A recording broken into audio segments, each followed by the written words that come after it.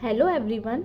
आज की इस वीडियो में हम देखेंगे कि नए साझेदार के आने पर किस प्रकार की एंट्री की जाती है और नया लाभ हानि अनुपात किस प्रकार से कैलकुलेट किया जाता है।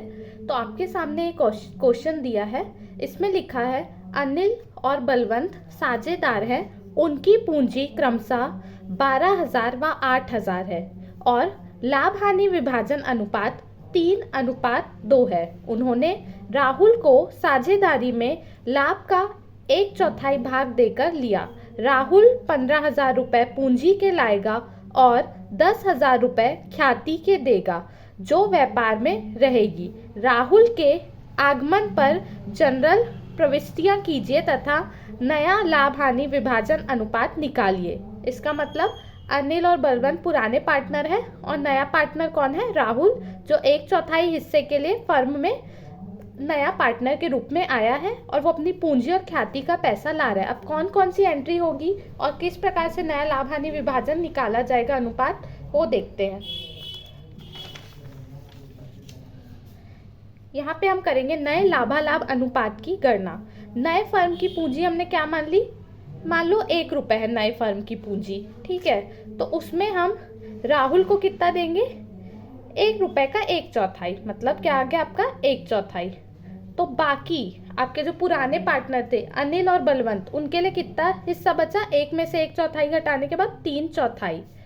अब ये 3/4 किस किस के बीच में बटेगा? अनिल और बलवंत के बीच में। किस अनुपात में? उनके पुराने लाभालाभ अनुपात, मतलब 3:2।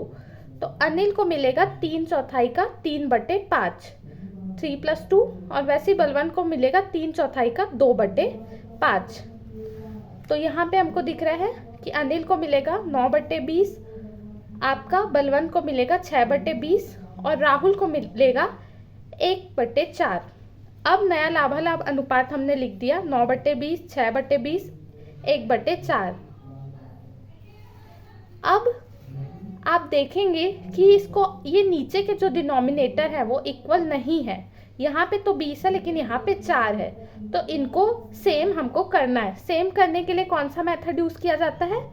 LCM method. उसमें आप क्या करेंगे? तीनों के बेस जो है यहाँ पर लिख देंगे। उसके बाद एक के अलावा सबसे छोटी संख्या जिससे नंबर जाए तो वो है 2।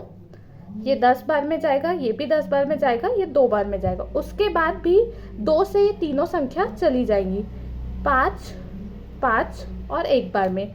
अब बच गया 5, वो किससे जाएगा? 5 से। तो इस प्रकार आप यहाँ के मल्टीपल करेंगे, 2 गुना 2 गुना 5, तो क्या आएगा आपका 20। इसका मतलब तीनों के बेस में क्या होना चाहिए? 20 होना चाहिए। तो हमने ये दोनों के बेस में तो ऑलरेडी बेस है 20 है। यहाँ पे 4 को 20 के जितना करने के लिए क्या करना पड़ेगा? 5 से गुना करना पड़ेगा। हमेशा याद रखना, जो चीज़ आप नीचे मल्टीप्लाई करेंगे सेम चीज़ आपको ऊपर भी मल्टीप्लाई करनी है। तो हमने दोनों जगह 5 मल्टीप्लाई कर दिया। ये आ गया 9/20, 6/20, 5/20। तो ये आ गया 9:6:5।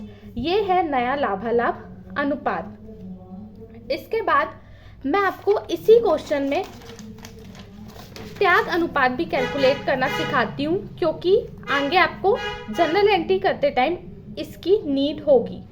त्याग अनुपात क्या है? आप खुद सोचिए, यदि किसी फर्म में सिर्फ 2 पार्टनर थे तो लाभ सिर्फ 2 लोगों में बट रहा था, लेकिन तीसरे पार्टनर के आने से अब वही लाभ क्या होगा?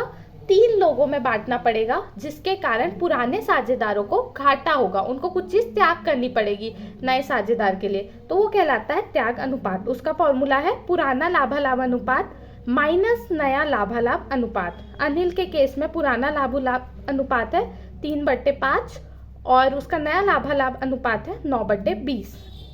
बस यहाँ पे फिर से बेस दोनों के कॉमन नहीं है, तो पहले हमने बेस सेम किया पुराने प्रोसेस से। उसके बाद आपका जो है त्याग अनुपात अनिल का आ रहा है 3/20। सिमिलरली आपका बलवंत का पुराना अनुपात था 2/5, नया था 6/20। इसको सॉल्व करने पे 2/20 आ रहा है आपका बलवंत का त्याग अनुपात। तो आप इस प्रकार लिख सकते हैं, त्याग अनुपात अनिल और बलवंत का है 3:2। अब बारी है जनरल एंट्री की। जनरल एंट्री नए साझेदार के आने पर होगी। पहली, पैसा आ रहा है इसलिए रोकड़ खाता विकलन। राहुल का पूंजी खाता से और प्रीमियम ख्याति खाता से, जो ख्याति का उसका हिस्सा होगा। देखो क्या होता है, अभी तक दो साझेदार मिलके काम कर रहे थे, उन्होंने मिलके कंपनी का नाम बनाया, ख्याति बनाई। तीसरा साझेदार आते ही उस ख्याति का हिस्सा बन गया। बहुत अच्छी दुकान चल रही थी, दो लोग ने मिलके मेहनत की और बहुत अच्छी दुकान का नाम बना लिया। कुछ टाइम बाद तीसरा पार्टनर भी उस फर्म का हिस्सा बना। उसको तो मेहनत नहीं करनी पड़ी, नाम पहले से कंपनी का बना हुआ था, लोग उस दुकान के नाम से ही सामान खरीदने आते थे।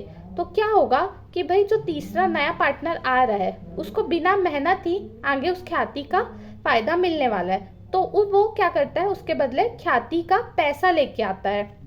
तो ये होगा आपका प्रीमियम खाता। तो राहुल ने पूंजी के 15,000 लाए और फर्म की जो भी ख्याति होगी उसमें उसका जितना हिस्सा बनता था उसने वो अमाउंट भी लाया। तो ये हो गई आपकी entry.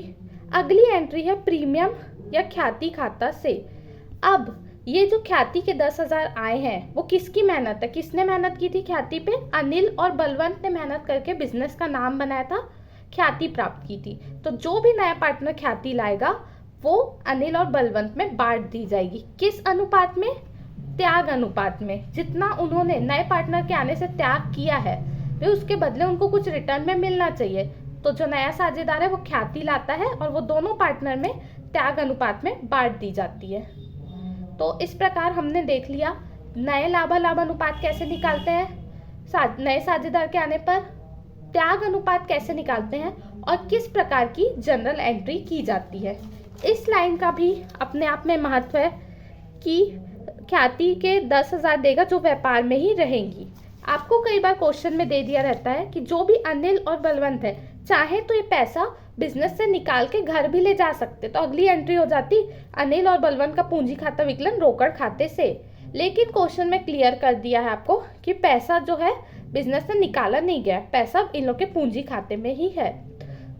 Thank you very much.